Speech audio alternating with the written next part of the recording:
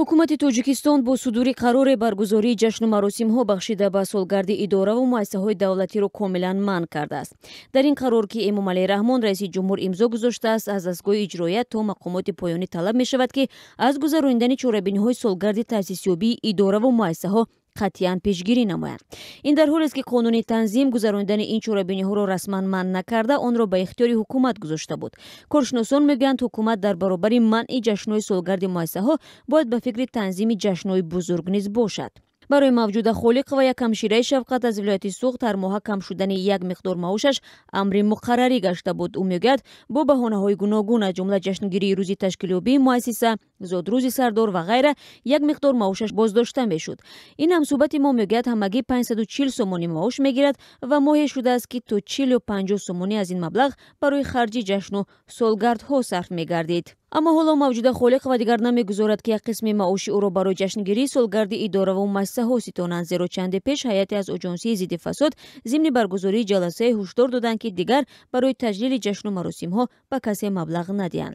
Масъалаи гузарондани чорабиниҳо бахшида ба солгарди таъсисёбии мақомоту идораҳо дар Тоҷикистон замоне доғ шуд, ки дар кишвар баҳси ворид гаштани тағйиру иловаҳо ба қонуни танзим ҷараён дошт.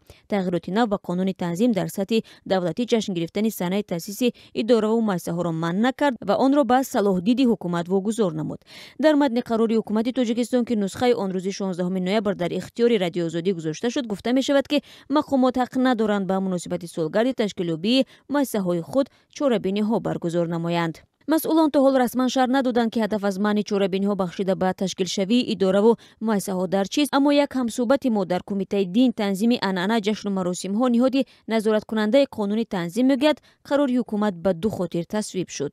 Нахуст ба гуфтаи ин масъули Кумитаи Дин, ҳукумат дар чанд соли ахир талош дорад аз харҷҳои дуввум дараҷа, ки аз ҳисоби буҷа пардохт мешаванд, ҷилавгирӣ кунад. Дуввум, аз номи кормандони оддӣ ба ҳукумат шикоятҳои зиёд расидааст, ки раҳбаронашон бо баҳонаи таҷлили солгарди корхона як қисми маошашонро боз медоранд. Ба ин хотир ахиран тасмим шуд, ки чорабиниҳои бахшида ба солгарди иdoravу муассисаҳо пурра манъ шавад, афзуд ин масъули Кумитаи Дин. Ин ҳамсӯҳбати Радиои Озодӣ афзуд, ҳар роҳбаре, ки ба муносибати солгарди ташкилоти зертобиаш чорабинии бошукӯҳ баргузор мекунад, ҷазо хоҳад гирифт ва бо эҳтимоли зиёд аз мақомаш барканор мешавад.